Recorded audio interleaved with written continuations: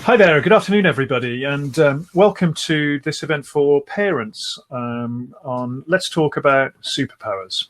My name is Rob Stevenson. I am a mental health campaigner, and I spend most of my time working with organizations to really try and help create mentally healthy workplaces where people can really prioritize their well-being. But I'm also a father of two young children. I've got, hey, Colette, good to hear you. And let me know in the chat where you're all dialing in from. Good to see and hear so many joining.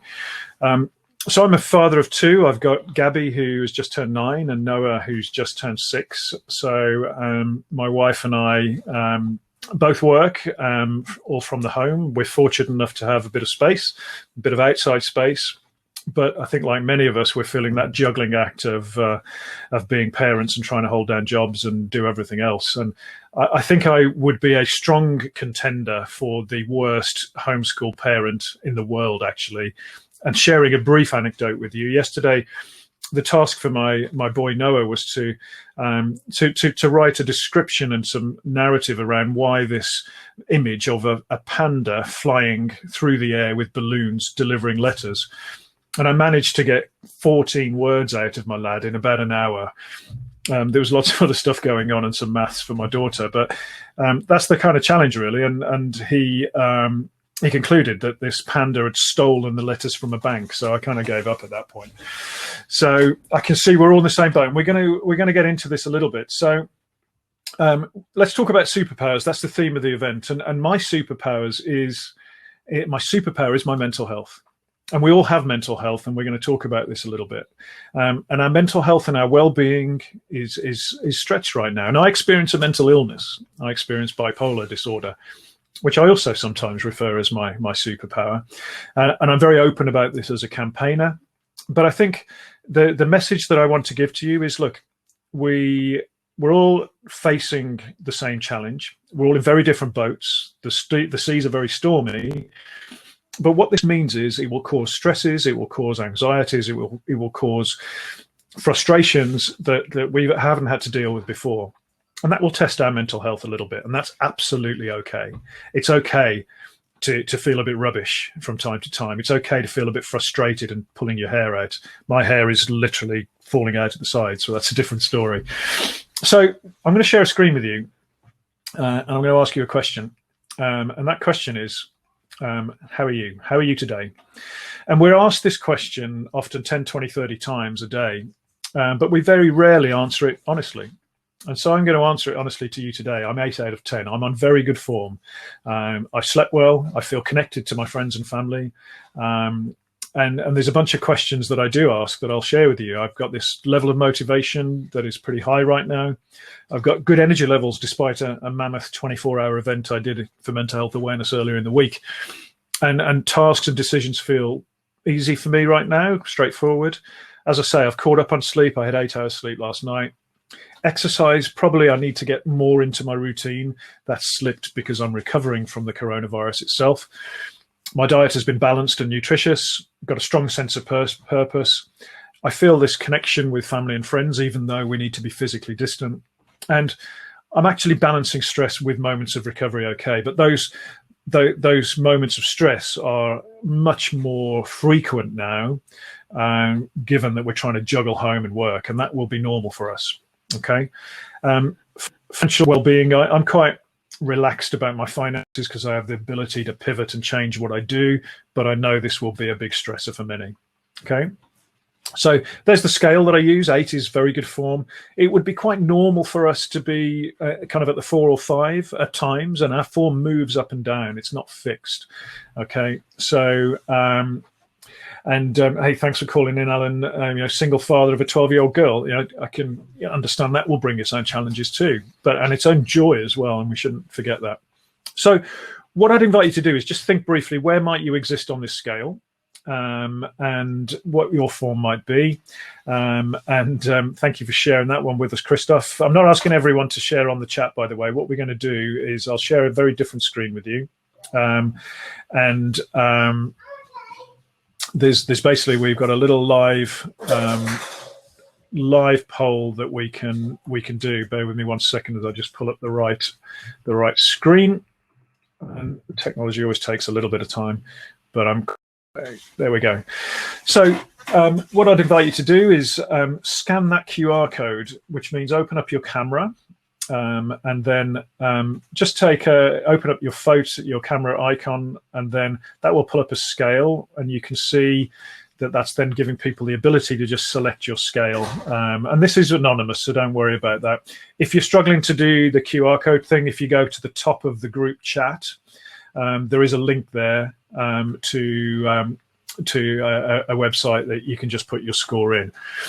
And so what we're just seeing Christoph's 9 appear there, I'm sure. We're getting a good few 8s, which is good, but we're getting some 5s as well. So 5 being poor form. And as I say, if you're experiencing a 5 right now, that is absolutely fine. We don't want to stay there forever, but just to think what is driving that. And as we're here today, it might be those stresses of, looking after our children and juggling everything that we've got to juggle. So we're going to try and kind of look for some ways to help manage some of those stresses and give us the tools to move from a 5 to a 6. But my message here is, if you're experiencing a 5 out of 10, absolutely no problem. We will all do that from time to time. So let's not worry about it. I'll quickly flip to the summary view, kind of average of 7 out of 10. So I think overall that's good. But we're quite weighted in the 5s. So that to me is quite expected. So I'm going to share one more screen with you.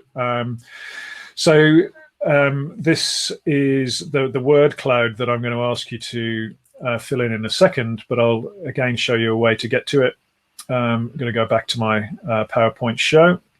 And then, so we've done how are you today? Thank you for doing that. If you scan this code or go to menti.com and use that code above, and I'll give you a second to just do that. What we can then do is just put a word, how we're feeling in word form into that. And it looks like I've closed the voting there somehow, so bear with me a second. That shouldn't be doing that. Don't know why that's the case. Bear with me.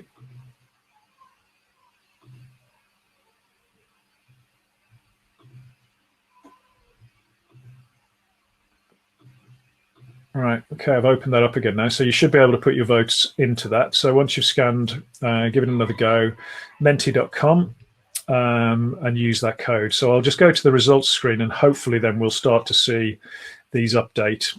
There we go. So tired is coming out as we've got a few results. Overwhelmed is coming in. I'm just sharing the screen so you can see. Overwhelmed is frustrated, exhausted, anxious.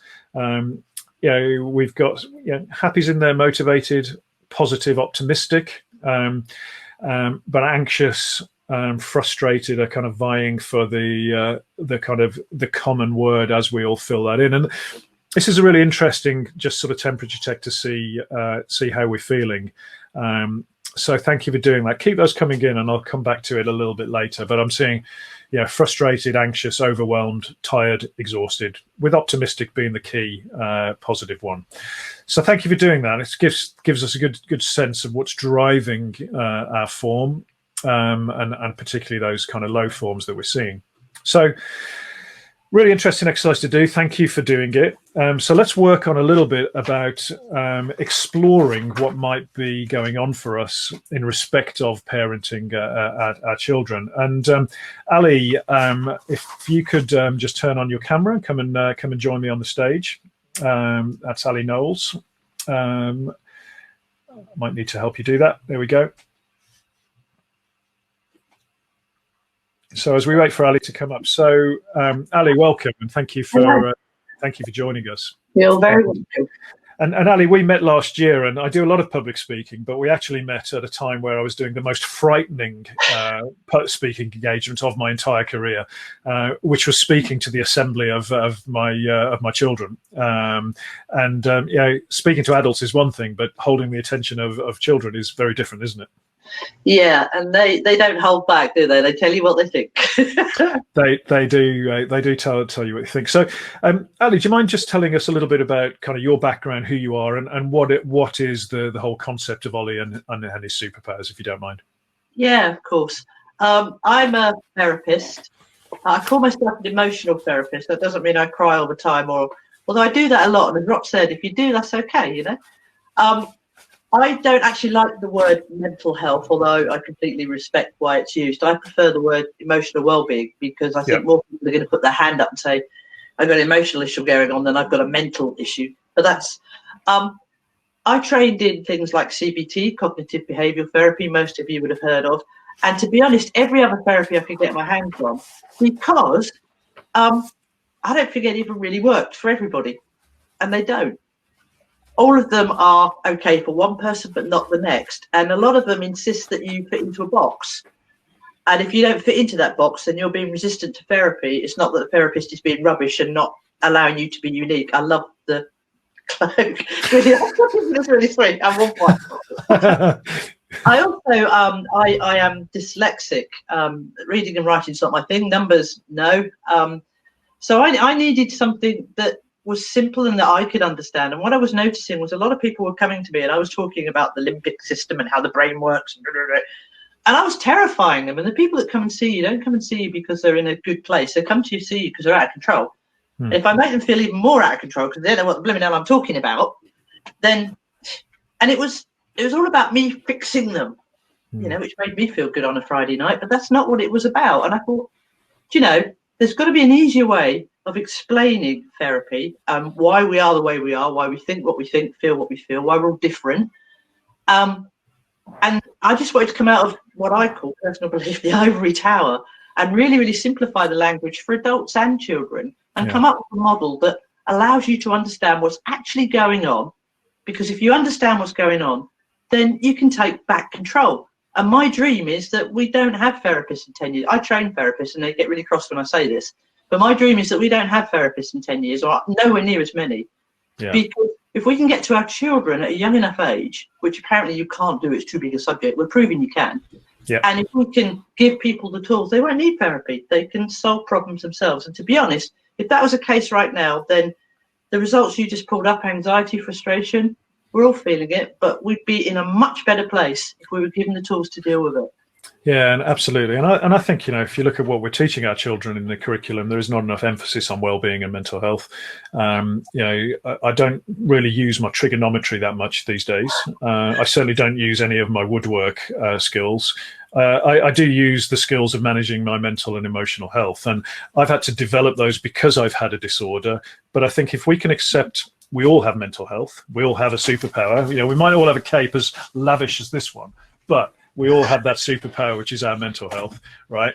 Then if we accept that, we can influence it. The work you're doing is fabulous in giving parents and their children the tools to be able to influence and understand how they're feeling and how to control it. So I'm keen to hear more about that. But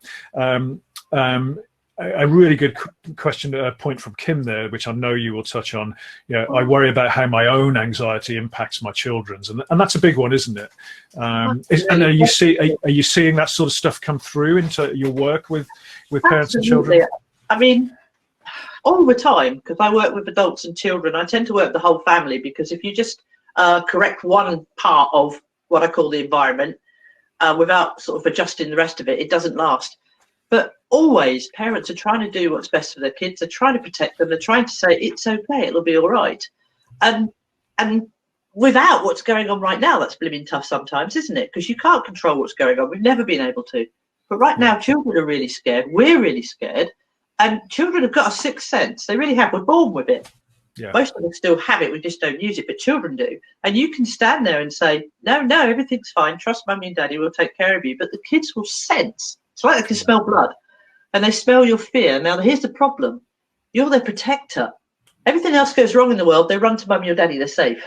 If mummy and daddy are scared, they're terrified. So, you know, you're absolutely spot on, Colette, that, you know, the kids are smelling our fear. And that's why I'm really pleased Rob invited me on, because we can give you tools to help you deal with that. Yeah, and I don't think that we should see this this responsibility we have as an additional stressor and anxiety. I think we should try and view it as a positive and an opportunity to just be able to regulate our own emotions and regulate those of our children. And so, before we talk about that in a bit more detail, can you just tell everyone where the idea for Ollie came about? Because it's a really lovely story, and I think it frames everything else you talk about, Ellie. Yeah, sure. I mean, I wasn't working with children. I actually don't have children of my own, although saying that, I've probably got thousands now. Get to that. So I was only working with adults. And what happened quite literally, a mum that I had been working with for anxiety came running into my therapy room with a little boy who was only about 8 or 9 in his football kit, miserable as. And she just dropped him off and said, "Sort him out. He's angry like his dad," and ran and left me with him. I'm like, I have no idea what you do with a small child. My biggest interaction was buying the noisiest toy I could at Christmas just to annoy my sister with their kids. So I'm stuck here with this poor lad, and it was written all over his face, "Oh, another adult was going to judge me." And I thought, right, well, mum's gone. I've got an hour. What am I going to do? And I know from my CBT training, it would have taken months and months for me to build that relationship. That's why therapy goes on so long. To get him to even trust and talk to me. But he couldn't talk to me if he didn't have a language, and thereby was the problem. So what I did was I said, "So your mum says you're angry?" And he went, "Yeah." I said, "Can you tell me anything else about yourself?" "No, I'm angry." I thought, this is going to be a really long hour, isn't it? And I said, "Here's the thing." And I started tapping my foot. And I said, "I know I'm getting angry because my foot taps. So I think that the part of me that's angry lives in my foot, and when I'm a little bit angry, my foot taps. It's just letting me know." But here's the thing: when I get really angry, I reckon it runs up my leg all the way up, goes into my eyebrow, and my eyebrow goes up. If that happens, then I am proper angry, and you want to get out of the way. Now this kid was looking at me, gone out. If he could have got out of there, he would have done. I think he would have probably done anything because I'm a. So I said, "What about you, mate? How do you know?" "I don't know." "Oh, come on, you must know. How do you know?" And I just pushed a little bit. Now, bearing in mind what I said, with CBT, this would have taken me months. This was one session. Just by pushing a little bit. "How do you know? How do you know you're getting angry?" He went, "I don't know." And what I did instinctively, and this is how it all began, and it's just gone mad, as you know. I just made that, I pulled something out of his fist, and I just went, "Wow, you are angry, aren't you?" What had I done? I'd separated it from this young lad. Right? So this lad stood over here going, "Nutter. She's a nutter, Mum." So I'm talking to my hand.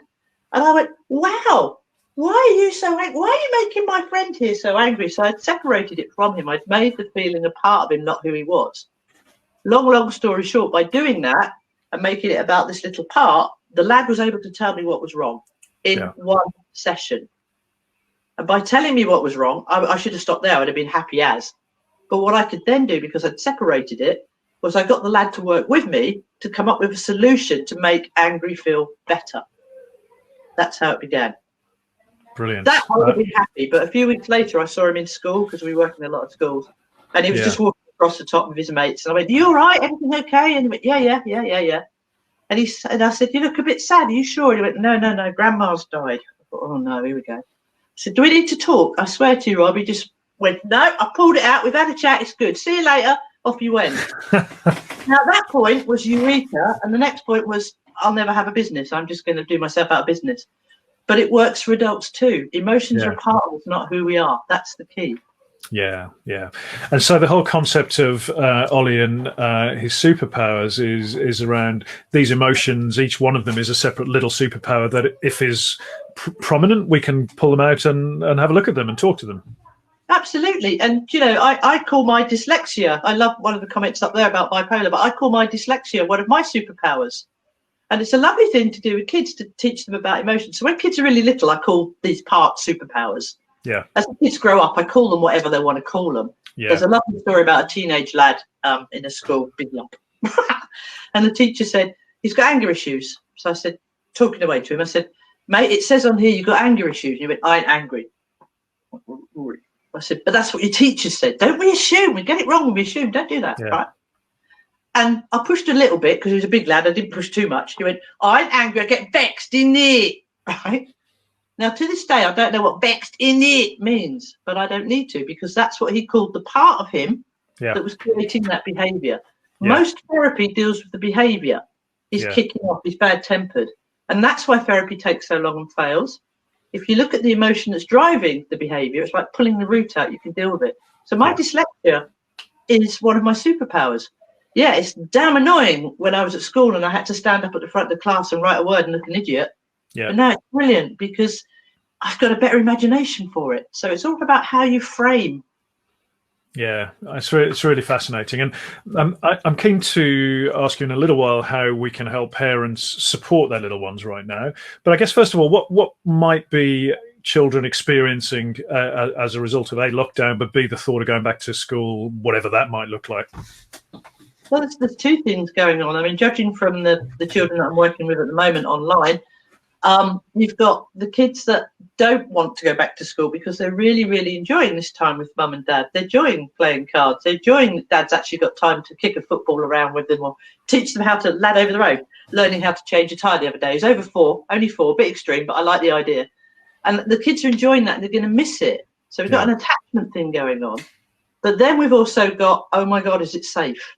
Because it has been drummed into us now, this fear factor that it's not safe to set out that front door or to be too close to anyone else. You try and keep kids apart. You can't. I've got loads of teacher friends that are like, what do you want us to do? And kids aren't watching the news, and a lot of parents are being very sensible about that. But as we've said previously, kids are picking up on our conversations and how we feel. So children are afraid. Is it safe for me to go back to school? Is it safe for mummy and daddy to go to work? You know, everyone's talking about the nurses and they're our heroes, and yes, they are. But if my mummy and daddy go back to work and daddy's a teacher who works in an office, he's going to be on the front line too with other people. Is he safe? Yeah. They're terrified. But they're terrified because we don't have the answers and because we're spiraling into a thing called fight or flight, which I know we're going to come on to. Yeah, absolutely. And some really good comments coming through on the chat. And thank you all for being so open and sharing. And we will try and pick up some of those, you know, the pressure to be that parent and, you know, the situations that we're in. It's really great to see that you're sharing. I think from a practical point of view, Ali, and I think what would be really good to explore a little bit before we let people go back to the tables and chat about this and think about this in their own context a little bit. What can we as parents do to help our little ones that we care so much about and we love so much through these difficult times? What is it we can do? What practical things can we do? There's a couple of things. First of all, stop beating yourselves up, okay? Yeah.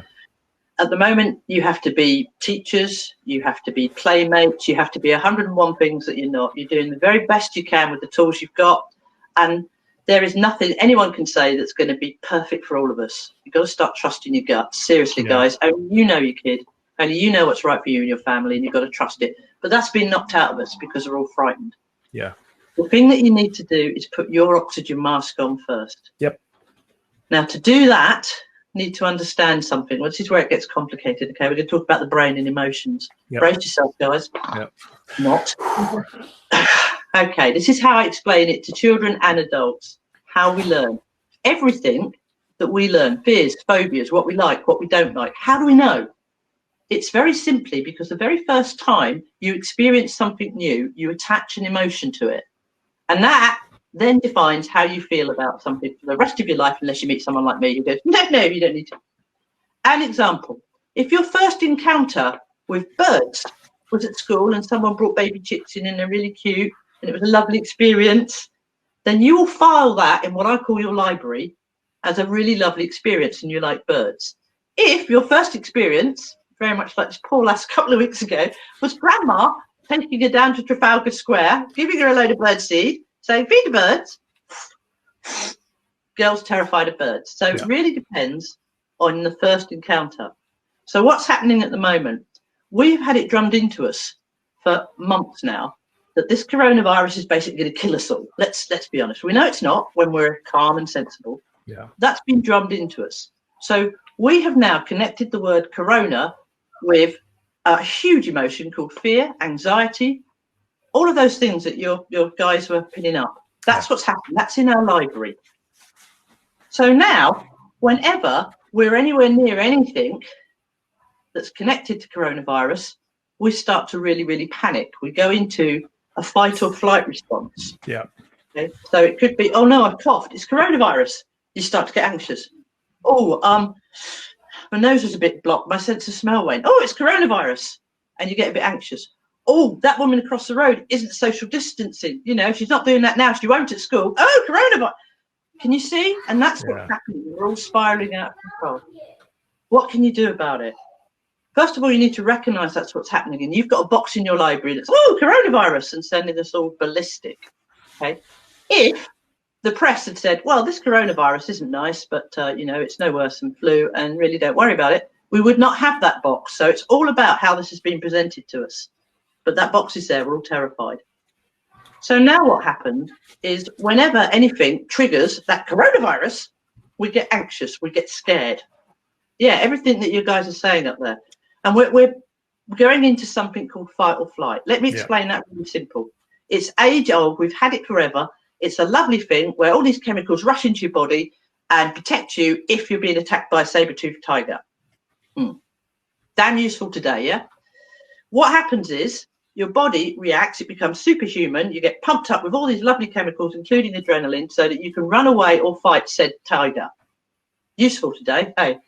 Thing is, once you've bashed the tiger or run away, all those chemicals can leave your body because you're safe and you go back to normal.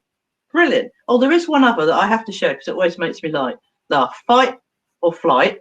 So run away or fight. There's another one called freeze. This one does my head in, right? The only thing that I can think that means is if a saber-toothed tiger's coming towards you, you stand still and you pretend you're a standard lamp, it won't notice you. Anyway. So that's how this works, okay? And that's what's going on with us all at the moment. We're kicking into that. And let me just talk you through that as well, because this is really funny. When you go into fight or flight mode, this is what happens. You need oxygenated blood in your arms and legs so you can run away or fight. Yeah. Unless you carry any spare, you've got to use what you've got. So it tends to come from your stomach, which is why a lot of people, when they're anxious, get that feeling in their stomach, okay? The blood then pumps around your body extra fast, so your heart speeds up. So you think you're having a blooming heart attack. You're not. You start to ache. It's just the blood going in. You start to sweat. You're just heating up those muscles. You start to get breathless. It's because you're taking on more oxygen. Oh my God, coronavirus, I'm breathless. See the problem of anxiety? It's just the very last thing that happens as part of fight or flight, and not many people realize this, is our mind wants us to run away or fight or be a standard lamp. It doesn't want us to do anything else. So what it does is it takes away your ability to think straight at the very time you need to. Again, not a problem if it's a tiger or an axe murderer, because you'll run away or fight. Chemicals can release because you've moved out of it. Here's the problem. We can't run away from fear. It's an emotion. What is it? So if you can't run away from it, it's all around you all the time, which means if you've gone into fight or flight response, your body's pumped up with all this stuff, but you can't release it, because how do you get rid of an emotion? How do you run away from fear? You can't. So here's where the danger, and this is what's happening to us all.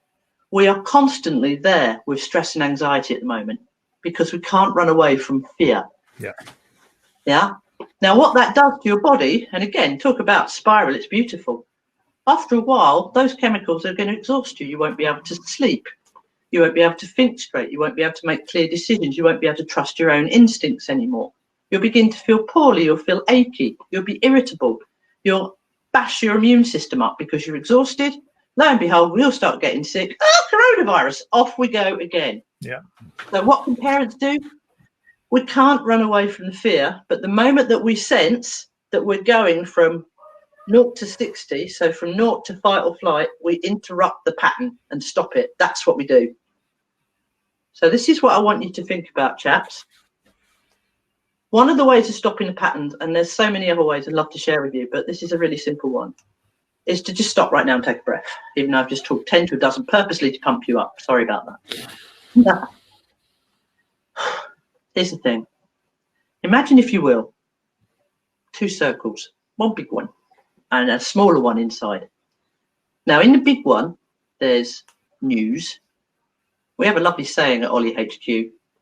Very vague very vague rules and no useful tools. So there's all these rules. Don't go out, do go in, don't go out, do go in, all that, right? all this fear, all this stuff you can't control. So-and-so's not got a dog on the lead. They're not social distancing. I'm sure they had a party the other. They're sending their kids back to school. Okay, we can't control any of that, can we? And what I want you to do is just notice that and stand in the smaller circle in the middle. And just for a minute, just think about the things you can control. And there'll be things that you can control for you and your family. It'll be completely different from every bugger else because we're not you. And that'll be things like you can choose not to watch the news. You can choose to eat healthily. You can choose to really enjoy this time with your children. So that's a very, very powerful, simple thing to do. So we're about to set you free to do that. But before we do, and hopefully right now, as I'm even talking about that, you're drawing those circles in your mind and you're beginning to think about what you can put in each one. Yeah, stuff you can control, stuff you can't, okay? And you might be getting some ideas of the stuff you can. But here is the power of what you can do. So just go with me for a second, and then I think Rob's going to release you to your tables. I want you to do that exercise with the circles, but after we've done this, I want you all just to imagine that you're a swan on a lake or a river, okay? And you're a wonderful parent, so you're being a very graceful, serene swan, so that your children don't get upset.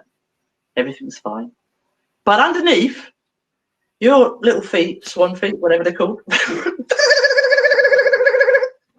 it's all too much, okay?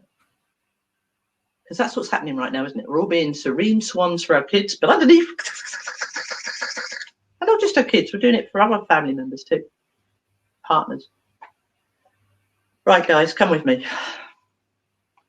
I want you to imagine, however you do this, and I don't know how you will, but I know you'll find a way, that you could just drop down, just drift down through the water, all the way down to the bottom of your lake or river. And just sit there for a minute. Because it's a lot quieter down here, isn't it? It's much nicer. So much easier. And when you look back up, way up there, you can see your little feet going, and you can see everybody else's feet going, because we're all doing it. But down here, it's okay. It's taking some time out down here. And the lovely thing is, from down here, when you look back up, you can see all the stuff that's making your feet go. But from down here, it's so much easier just to say, that I can't control, not even going to try. That, yeah, I probably should. Yeah, okay, I'll give that a go. That, I really can. That, not chance. And just take a few minutes. And then when you're ready, and only when you're ready, float back up. And I wonder how that's affected the circles of what you can control and what you can't. And what I want you to do is just think about that swan, and whatever swan means to you from now on, just to, well, you're invited to break out and look at what you can control and what you can't, but from that perspective. Fantastic, Ali. Thank you so much for sharing all of that, and for everybody contributing. So we're all pedaling fast and flapping fast under the surface. So just spend a few minutes back at the tables to think about, and you don't have to go back up, Phil. You can stay there in that frame of mind, because it's a state of mind. So think of that state of mind, and within that moment of calm, think, what can you control? What can you not control? And I'd like to add one, Ali, if I can ad-lib a little bit. What can we let go of? And what can we let go of? And I will start on that. I'm going to let go of the need to try and compete and be perfect, because I'm not. And I'm certainly not as a homeschooling parent, as I've shared with you. So I'm going to let go of that need for perfectionism. So we're just going to spend 3 or 4 minutes back at the tables, not a long time. If you can't connect your cameras, just use this moment for reflection. And then I invite you, if you feel comfortable in the chat, to just share with the group what you're going to let go of and what you can't control. Just a few thoughts like that. So we're going to go back to the tables for, as I say, no longer than 3 or 4 minutes to give you that gift of a few minutes of reflection. Thank you very much. And thank you, Ali. Hi, and welcome back. And Ali, come and join us back on the stage. I think I need to give you the permission to do so. That was the gift of a few minutes just to reflect from that moment and that position of calm, just to think, what can you control, what can you not control? As mentioned, I'm going to sort of let go of that feeling of perfectionism. If you feel comfortable, just put some comments in the chat and share with our peers here as to what we might let go of and what we're going to stop trying to control. But hopefully you found that a useful exercise, and keep those comments coming. So we're going to go over the 1 o'clock mark a little bit, and I know that might mean some of you need to drop off, and we'll definitely send the recording out to all of you. And thank you for starting sharing, Helen. Let go of trying to fix things. That's brilliant. I'm going to let go of trying to do 6 days a week in 4. Yeah, I hear you. And Jane, you're going to get a tattoo. Awesome. I love tattoos. As you know, lower your expectations. Absolutely. Resetting expectations. So let's stop comparing ourselves. The other message I'd like to give you, and I normally do this at the start of all of my keynotes, is I want to congratulate you. And I think you all need to congratulate yourself, yourselves on basically getting through this challenge. Whatever that means for you, whatever stresses that gives you, give yourself a pat on the back and say, really well done, because you are all doing brilliantly wherever you are on that journey, and however you think you're coping. You're doing really good. So, Ali, we've got a few minutes left. Can you talk us through a little bit about the course that you've come up with that expands on some of the stuff that we've talking about? And I'll put a link in the comments for people to go and have a look at as well. But tell us a little bit about that course you've specifically come up with for lockdown. Yeah, and what I wanted to do was to help people through now, the only way I can as a therapist. We're all spiraling out of control with stress and anxiety, and it can be controlled. We can't change what's going on around us, but we can control how we react to it. What we just did with the lake thing, and you can go there whenever you want, and it'll be really interesting to notice whenever you think about a swan now or bottom of the lake, how your head clears and you can think straight. That's called an anchor. Now, in therapeutic terms, we use that all the time to help you switch from a negative feeling to a more positive one. So the course is a mixture of why you think and feel what you do, so you can understand, because if you understand, you can control. How to use the language of superpowers with your children, the little ones' superpowers, your teenagers, that they're parts, and that, you know, it's just trying to tell you something. Let's have it out. Let's talk about it. Let's move on. So it gives you a language, helps you understand why you're thinking and feeling what you are. It gives you and your kids the tools to stop going into fight, flight, or freeze. Yeah. If you imagine dominoes, the moment that you sense you're about to coronavirus, even before that happens, because once it happens, dominoes, and all hell breaks loose. Yeah. But what we just did was stop it. Yeah. So there's loads and loads of really powerful, useful stuff on there for that. And one of the main reasons I did it was, like you, Rob, I've not been very well. Talk about position, heal yourself. Obviously, I've been worried about, can I carry on working? Can I do this with stress? Same as everyone. I've got families, worries. And the stress has knocked my immune system out, which really hasn't helped when you catch a virus to have your immune system knocked out. So the one thing that I wanted to do was, the bigger virus right now is not the coronavirus, it's the virus of fear. Yeah. And that's doing more damage than anything, because it's knocking our immune systems out and it's putting us at risk. Yeah. So the whole course is techniques about how to take back control of your family. And that's really, really important to me. So, and, you know, it's not highbrow. I don't do highbrow. It's really simplistic and fun. And it's incredibly, the feedback we've had has just been really humbling. And we're changing people's lives and, you know, hopefully saving a few. Yeah, and you've priced that really, really generously, haven't you? How much does it cost to do the course, and what do people get for it? We put courses online, they're sort of a couple of £100 because of the time it takes a bit. But it's really important to me we get this out to everybody.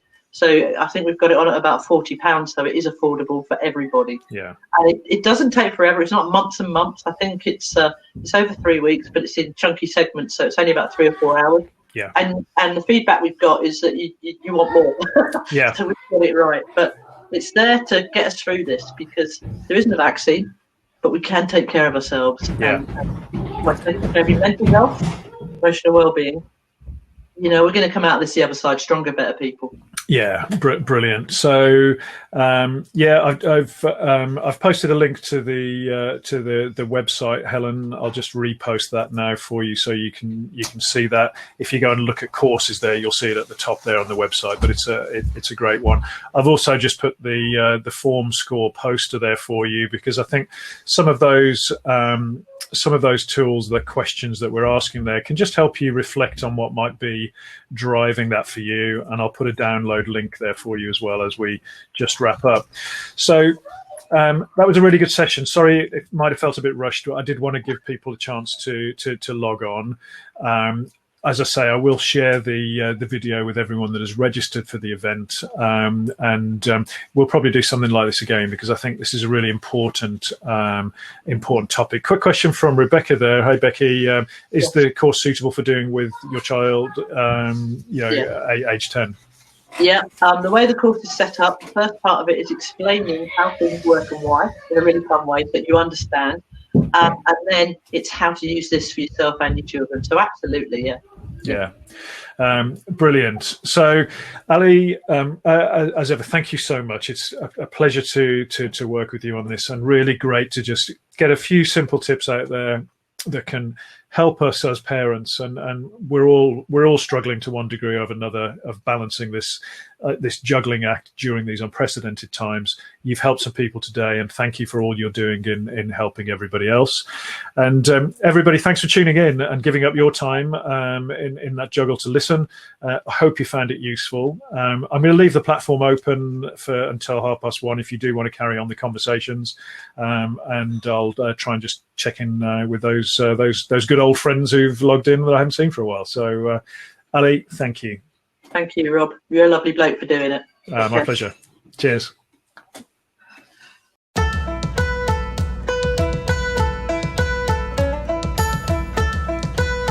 Hi, everyone. Well, I was supposed to be travelling all over the country and going to Northern Ireland. Sorry, Northern Ireland, I really did want to come. And delivering training on the Only model for parents, teachers, so that you can help yourself and help your children by controlling those emotions rather than letting them control you. Obviously, I'm not going to be doing that now. No. But we can do the next best thing. So what we've done is we put our training program online. So we videoed the whole thing. It's very interactive. We focused it more on what I think is required right now, which is it's going to be tough. We're all locked down, we're all scared, and actually being in control of your emotions is probably more important than ever for you and your children. So we filled it up with some really cool techniques, some lovely ideas that I hope you really enjoy, and things that you can do interactively with your children, which will not only help with the stress we're all under at the moment, but it will fill a few hours too. So you will be able to access these videos, these training videos, at www.ollieandhisuperpowers.com. I still have to think about that. And we'll be posting on social media shortly to let you know when they're available and how you can get access to them. See you soon.